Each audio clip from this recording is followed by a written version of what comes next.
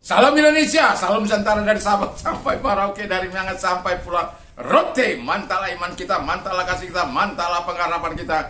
Tentunya dalam Yesus Kristus yang menjadi Tuhan dan Juru Selamat kita dan Juru Selamat dunia. Jangan katakan bahwa Yesus itu bukan Tuhan, dan jangan katakan pula bahwa Yesus itu bukan Juru Selamat.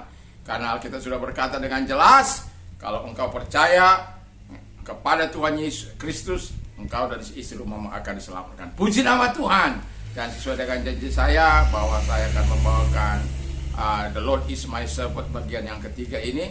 Dan sebelumnya saya mengucapkan selamat pagi menjelang siang. Kiranya Tuhan Yesus memberkati kita semuanya. Sebelumnya mari kita berdoa 5 menit bersama dengan firman.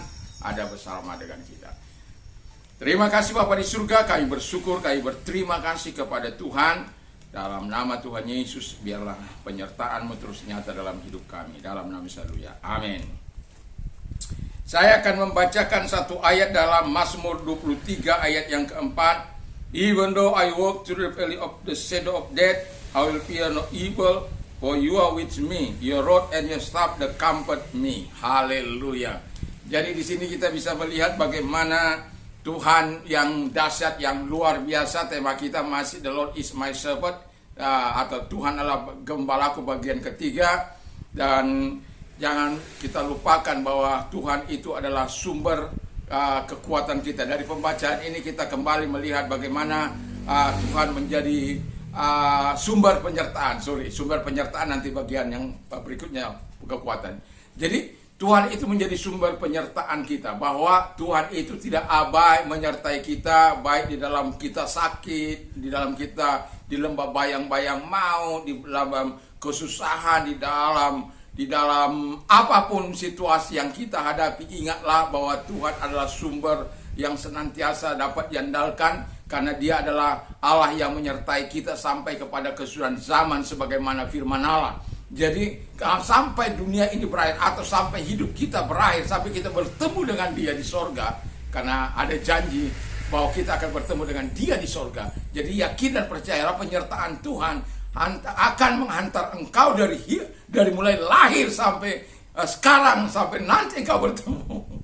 Allah akan tetap menyertai hidup kita. Haleluya. Yang kedua adalah dikatakan, I will fear no evil, for you are with me. Jadi Dia juga menjadi sumber kekuatan kita. Musuh kan membuat ketakutan, musuh membuat teror, musuh membuat intimidasi, musuh membuat ancaman. Agar apa? Ada ketakutan dalam kehidupan kita, ada kesengsaraan batin dalam kehidupan kita. Tapi kalau kita menyadari bahwa engkau perlu takut, karena Allah menyertai kita, Allah menolong kita, Allah memberikan kita kekuatan. Haleluya.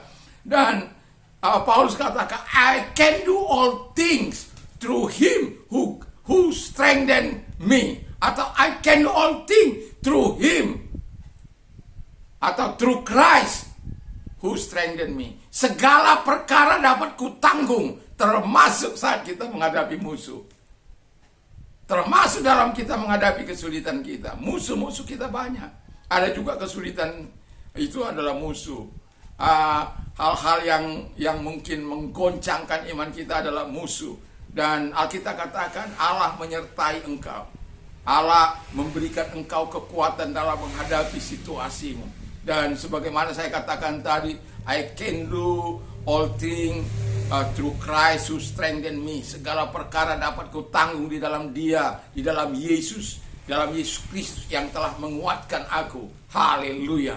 Jadi tetap dalam kekuatan Tuhan, dan pengurapan Allah senantiasa menyertai kita. Sebagaimana Allah yang telah membangkitkan Tuhan, Dia juga akan membangkitkan engkau dengan kuasanya. Haleluya. Jadi kalau kuasanya ada bersama dengan kita, kekuatan musuh akan dihancurkan. Itu sebabnya Yesus dengan berani berkata, usir setan-setan dalam namaku, usir, lenyapkan sakit, penyakit, kelemahan dalam nama Tuhan Yesus Kristus.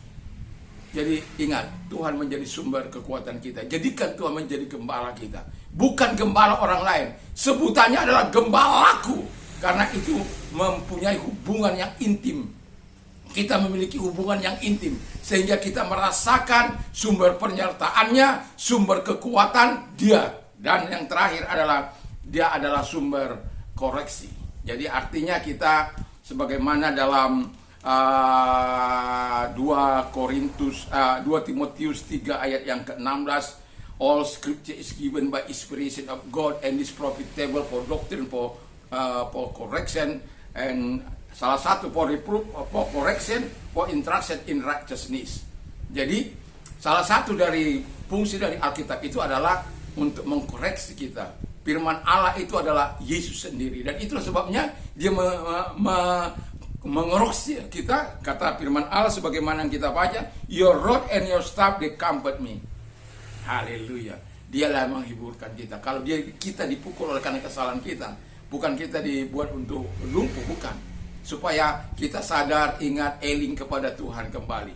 Jadi kalau engkau menjadikan Tuhan menjadi gembala, kita ingatlah ada banyak sebagaimana yang saya katakan, dia sumber perlindungan, dia sumber penyertaan, dia sumber keyakinan kita, dia sumber kebahagiaan kita, dia sumber damai sejahtera kita, dan ada banyak. Tetapi melalui apa yang saya katakan tadi, kalau mau lebih tahu, dengar beberapa hari yang lalu, hari Sabtu ya, dan ini baru kali sampai karena situasi kesibukan yang lain baru kembali. Ini pun sudah terlambat, tapi tidak mengapa. Kiranya Tuhan Yesus memberkati kita, dan ingatlah kalau Tuhan menegur kita, karena kita ini adalah orang-orang dikasihnya, karena orang-orang yang dihargainya. Dia tidak ingin anak-anaknya keluar daripada dia, karena sebagaimana orang tua dalam dunia ini saja tahu mengingatkan anak-anaknya yang membandal, yang keluar daripada firman Allah, dan apalagi Tuhan itu. Itulah sebabnya tongkat itu berfungsi untuk menarik orang, gada itu berpukul. Ya, puji nama Tuhan. Saya berharap kita tetap menjadikan Tuhan menjadi gembala kita seumur hidup kita. Tuhan Yesus memberkati. Mari kita tunduk kepada dan kita berdoa, dan saya akan membawa dalam sesi berikutnya nanti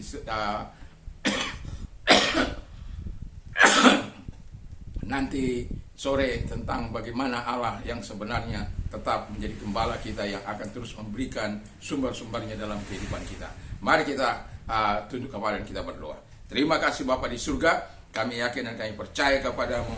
Engkau adalah sumber penyertaan kami, adalah sumber kekuatan kami, adalah sumber segala hal yang baik yang kau lakukan untuk mengkoreksi kami, membenarkan kami kembali sebagaimana firman-Mu. Terima kasih, kami bersyukur dalam nama Haleluya. Amin. Selamat pagi menjelang siang. Kiranya Tuhan memberkati kita, dan damai sejahtera Allah yang melampaui segala akal akan melihat hati dan pikir kita.